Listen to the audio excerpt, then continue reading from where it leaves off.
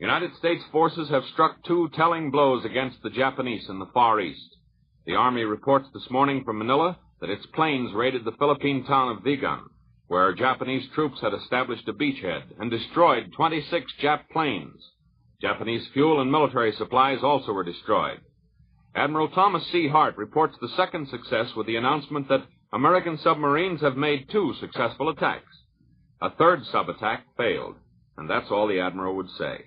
He explained that submarines don't have to report on their missions until they return to their bases, but he had received advance information on these 3 attacks.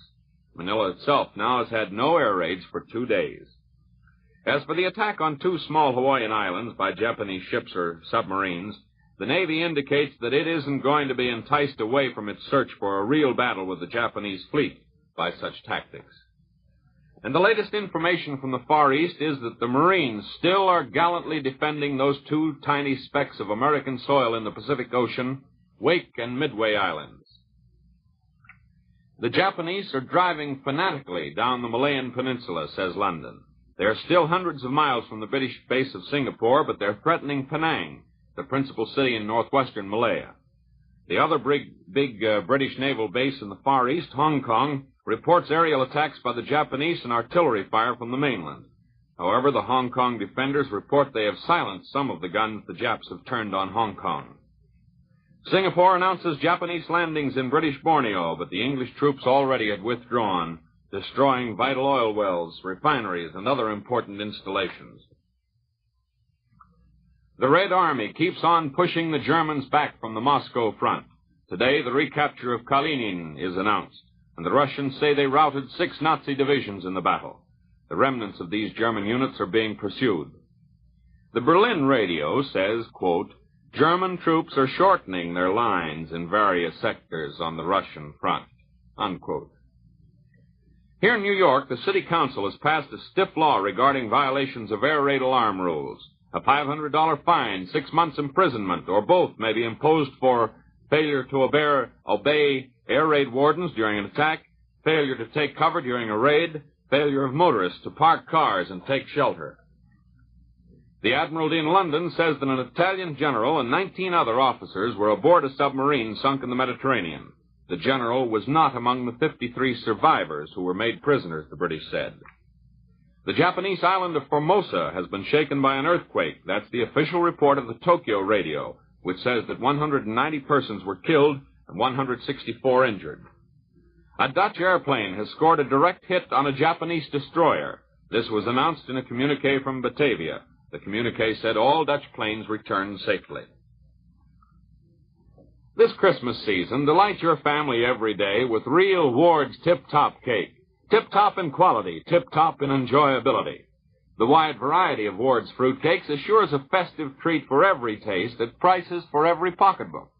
And don't fail to get Tip-Top Wine Loaf, Tip-Top Silver Queen, Tip-Top Chocolate Layer, to mention only a few of the delicious Ward's Tip-Top cakes. Above all, make this Christmas feast one your family won't forget by ordering Ward's Paradise Fruitcake today, a matchless holiday institution. In its beautiful, reusable blue and white Wedgwood-style container, Paradise Fruitcake is the distinctive Christmas gift, too. Order it and get plenty of Ward's Tip-Top cakes from your grocer today. Give your family a tip-top Christmas season. This is Glenn Riggs inviting you to listen in to the morning news of the world at 8:45 tomorrow morning on WJZ, presented by the makers of Ward's Enriched Tip-Top Bread. This is the National Broadcasting Company.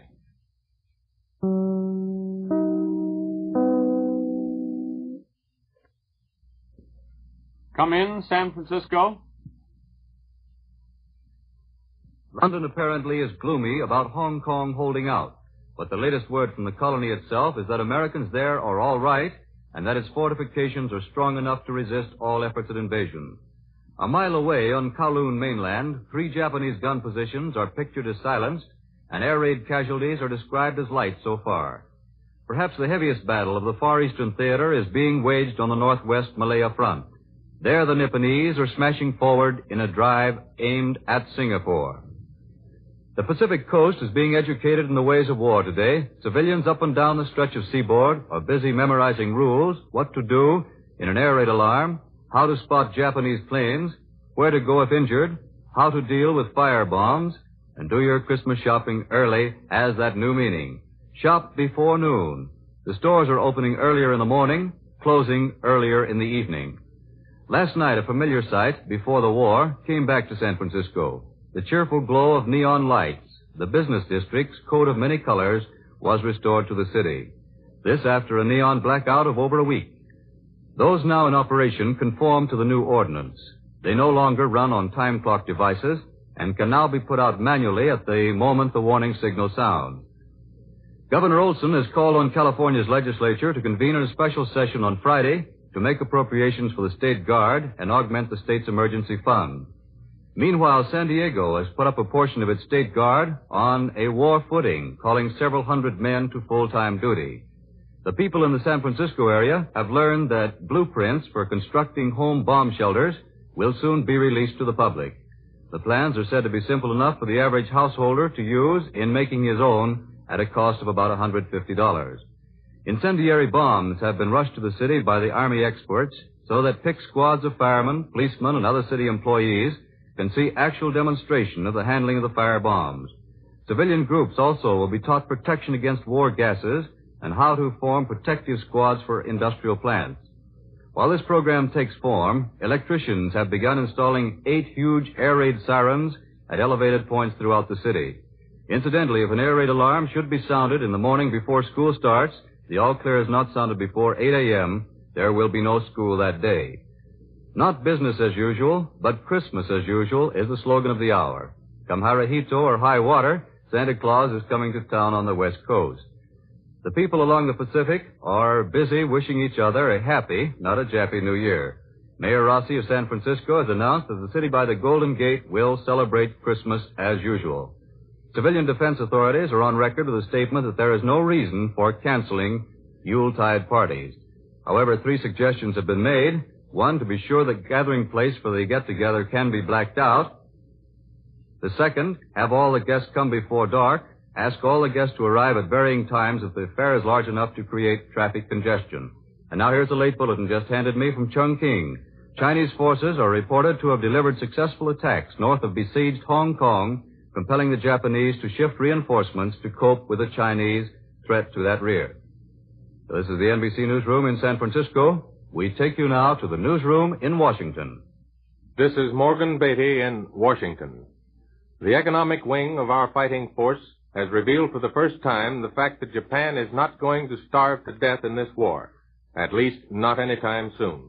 These economic soldiers, and they are soldiers as important in the long run as fighting men, have studied for several years the productive capacity of our potential enemies. These nations have all been rated, and these ratings are carefully backed up with facts and nothing else. Today, the experts disclose that Japanese probably cannot be starved by a naval blockade. Japan is self-sufficient in food. Our economists have noted Japanese reports of rice shortages.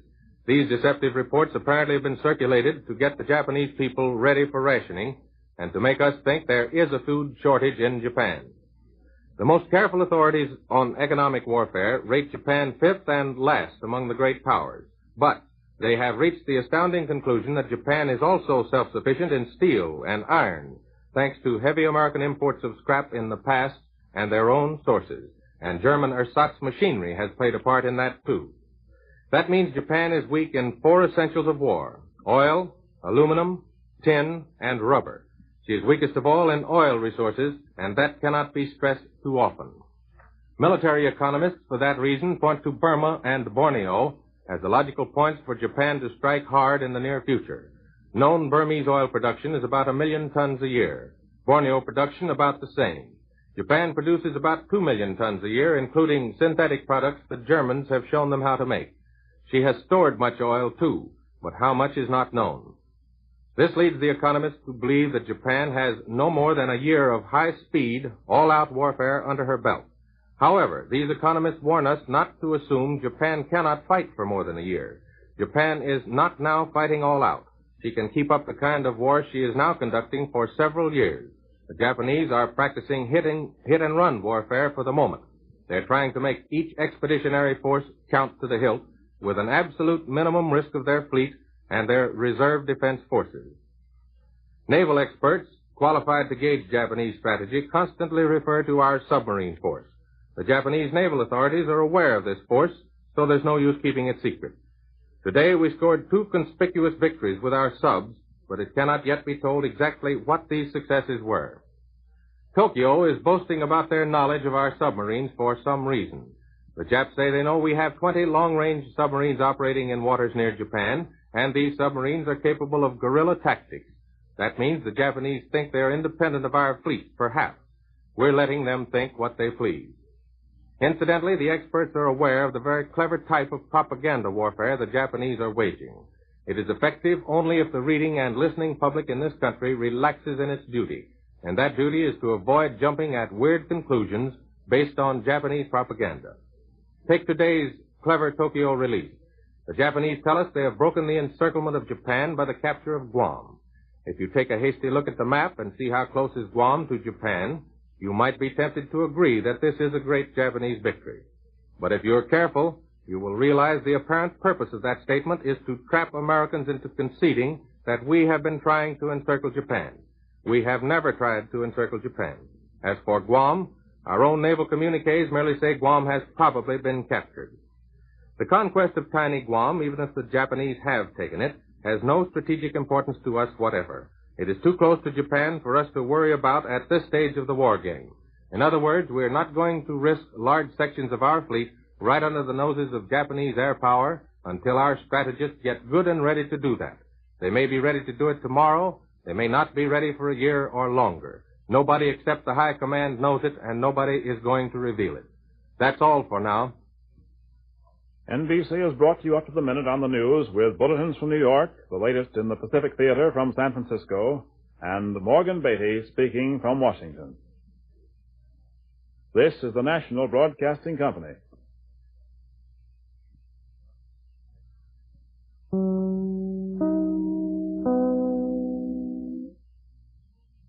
Good evening, everyone. This is John W. Vandercook speaking for Alka-Seltzer, bringing you the news of the world.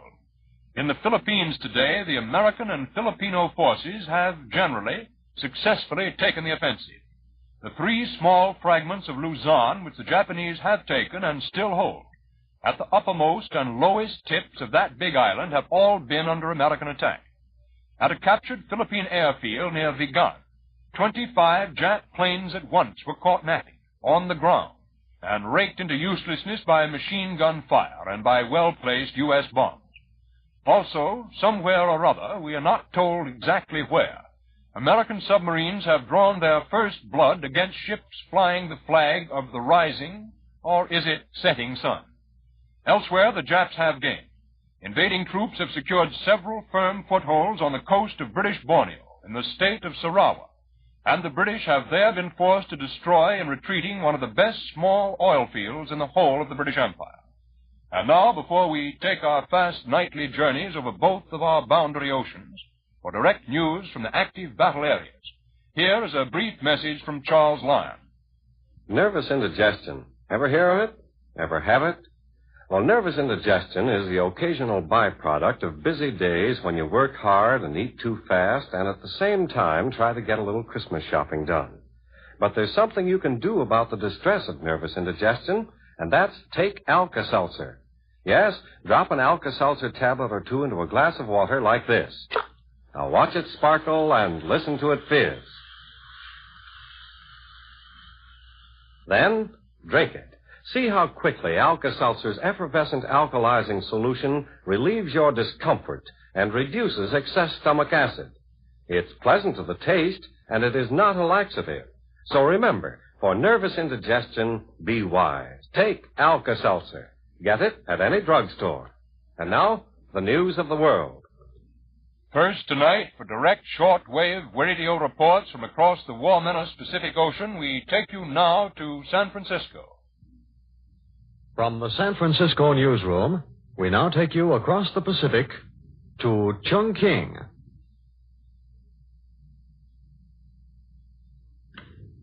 Go ahead, Chungking. Come in, Chungking.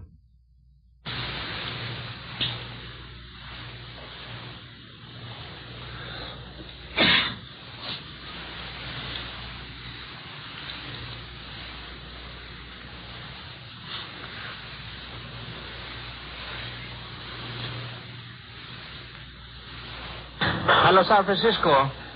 Hello, San Francisco. We were not able to pick up Chongqing yet.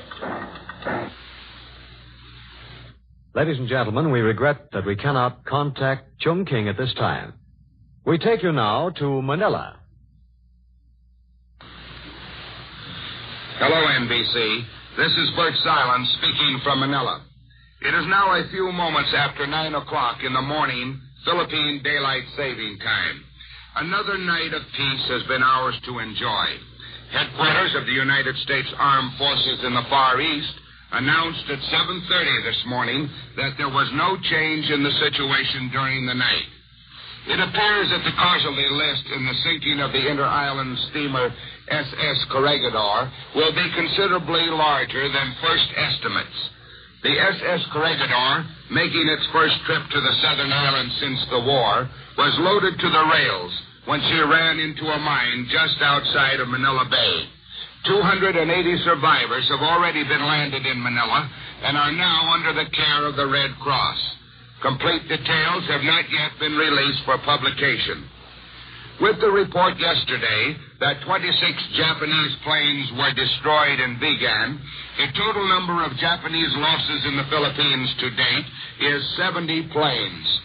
This figure includes only those losses that have been verified by USAFI headquarters and does not take into consideration those planes that were brought down over isolated places, reports of which have not yet been verified.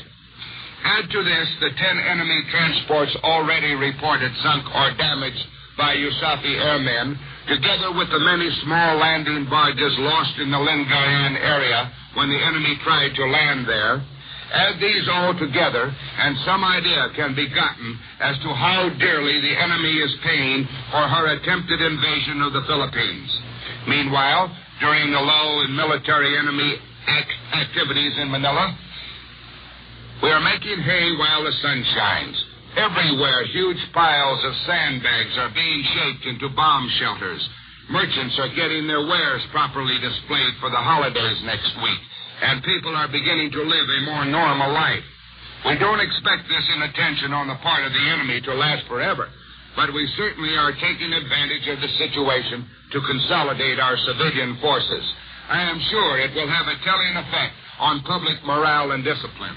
This is Bert Silent, now returning you to NBC. We now return you to New York.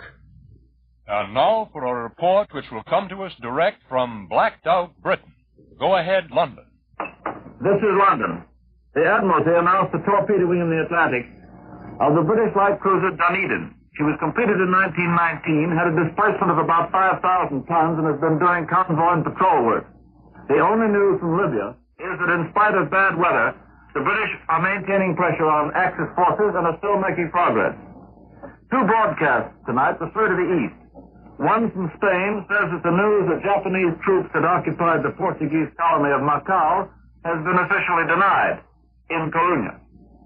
Another broadcast of interest was from Lisbon this evening, saying, or rather tonight, saying that the Council of Ministers had met to discuss the grave events which occurred in the Portuguese colony of Timor.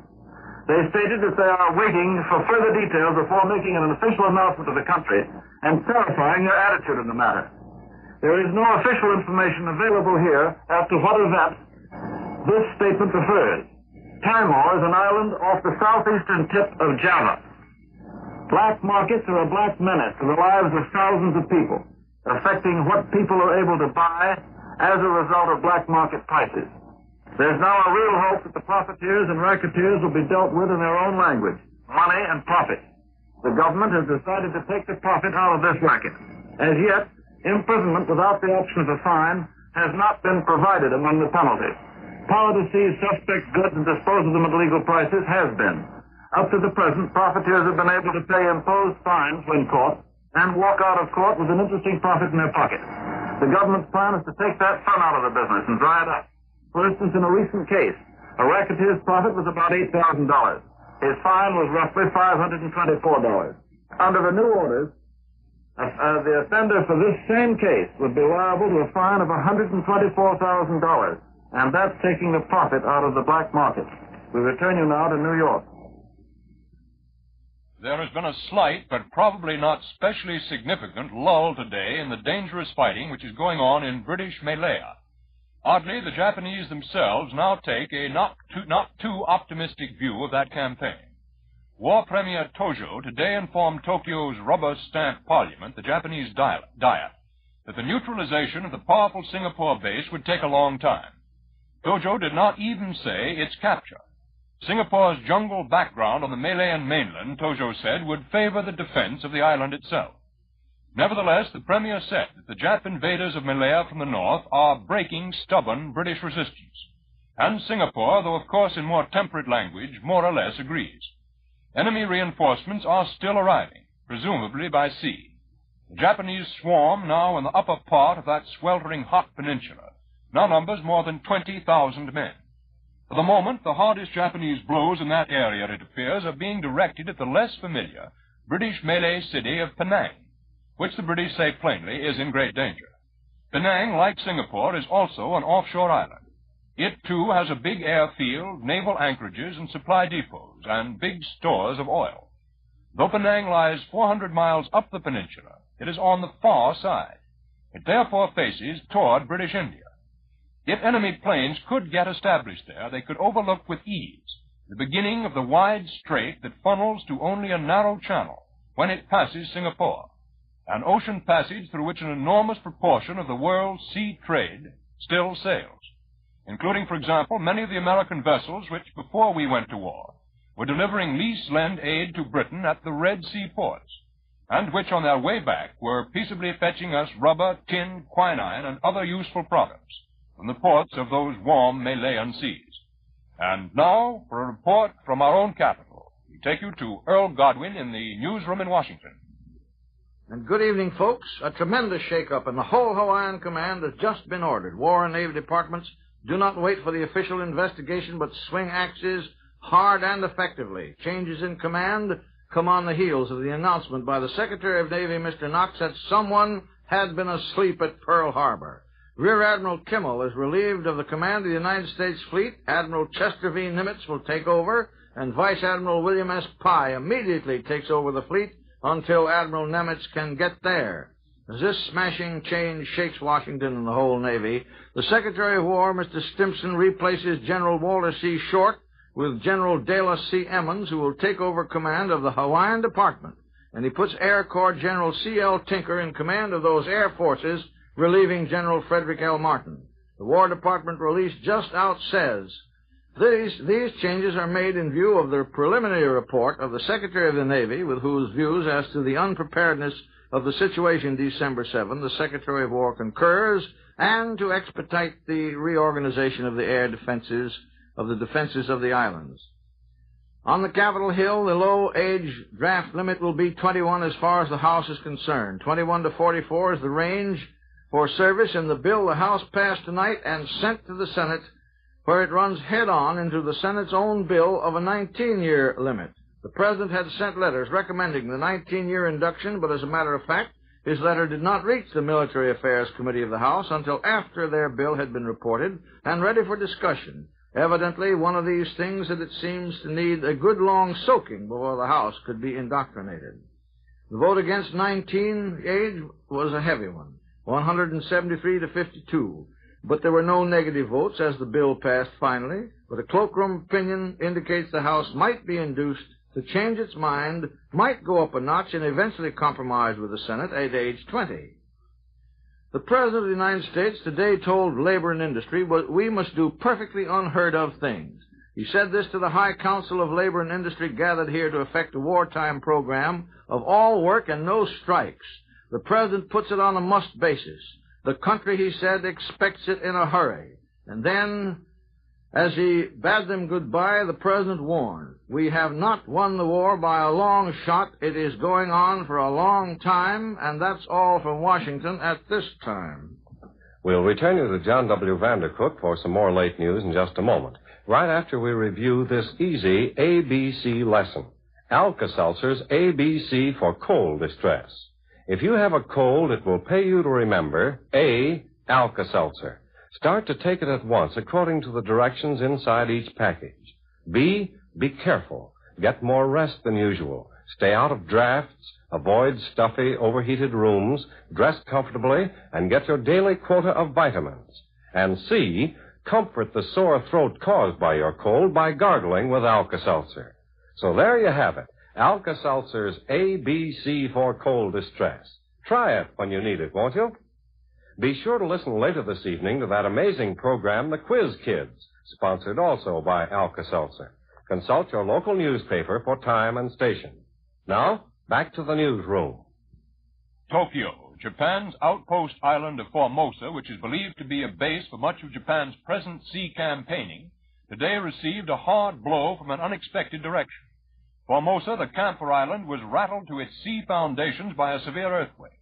About 200 were killed, hundreds of houses were knocked down, and Japan bitterly complains that railways and other important communications were severely damaged. And that's the news of the world. This is John W. Vandercook speaking for Alka-Seltzer, saying goodbye until tomorrow at this same time. This is the Red Network of the National Broadcasting Company.